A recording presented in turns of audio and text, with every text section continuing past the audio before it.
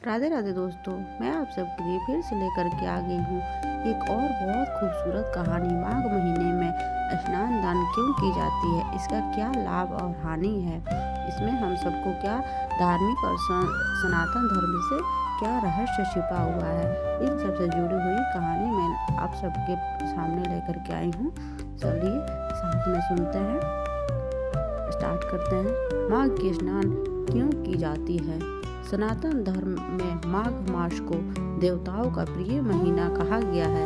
इस मास में स्नान दान और जप का विशेष महत्व है। शास्त्रों में कहा गया है, माघे स्नान महापुण्य, अर्थात माघ मास में किया गया स्नान महापुण्य देने वाला होता है। माघ की स्नान इसलिए की जाती है क्योंकि यह पापों का नाश करती है, आत्मा को शुद्ध करती है, मोक्ष का मार्ग खोलती है। माघ स्नान का सनातन धर्म से संबंध। माघ स्नान पूर्ण रूप से सनातन धर्म से जुड़ा हुआ है। इसका उल्लेख मिलता है पुराणों में। महाभारत में पक्षा पुराण, स्कंद पुराण शास्त्र कहते हैं कि माघ मास में गंगा, यमुना, सरस्वती, नर्मदा आदि नदियों में देवताओं का वास रहता है। इसलिए इस मास का स्नान साधारण स्नान नहीं बल्कि दिव्य स्नान माना गया है।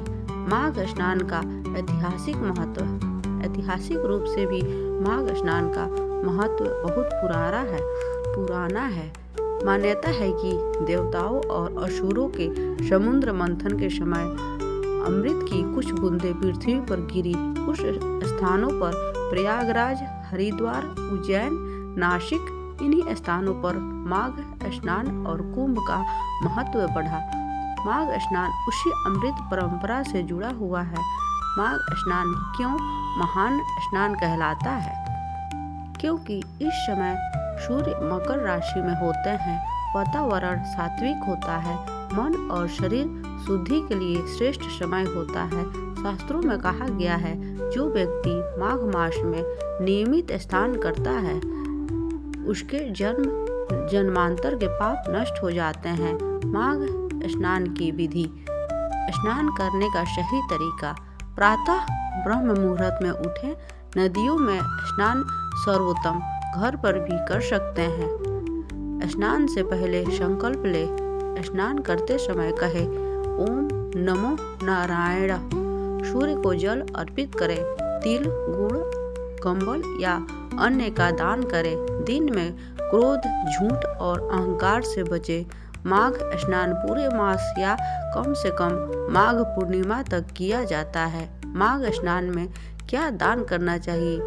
तिल, गुड़, घी, कंबल, वस्त्र, अन्न, दीपदान कहा जाता है। माघ स्नान दान के बिना अधूरा फल देता है। माघ स्नान की पावन कथा। बहुत समय पहले की बात है। एक राजा था जो अत्यंत शक्तिशाली था, लेकिन अहंकार से भरा था। एक दिन उसे गंभीर रोग हो गया। कई वैद्य आए पर कोई उपचार सफल नहीं हुआ। एक संत ने राजा से कहा, राजन, तुम माघ मास में प्रतिदिन स्नान और दान करो। राजा ने श्रद्धा से माघ स्नान शुरू किया।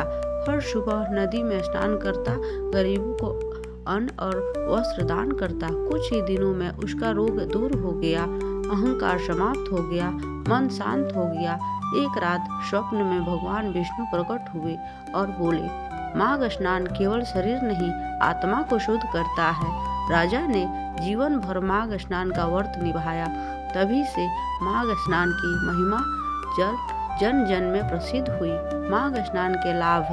पापों का नाश, रोगों से मुक्ति, मानसिक शांति, मोक्ष की प्राप्ति, परिवार में सुख शांति, देव कृपा। निष्कर्ष, माघ की स्नान और कोई साधारण परंपरा नहीं, यह सनातन धर्म की अमूल्य धरोहर है। जो भी श्रद्धा से माघ स्नान करता है उसका जीवन पवित्र और सफल हो जाता है। अगर आपको माघ स्नान की यह पावन कथा पसंद आई हो तो वीडियो को लाइक करें और ऐसे ही सनातन कथाओं के लिए हमारे चैनल को सब्सक्राइब जरूर करें। हर हर महादेव, जय श्री हरि। दोस्तों, आज की मेरी ये कथा यहीं पे संपूर्ण होती है। फिर से मैं आप सबके लिए लेकर के आऊँगी एक और भक्ति भरी कहानी। तब तक के लिए राधे राधे।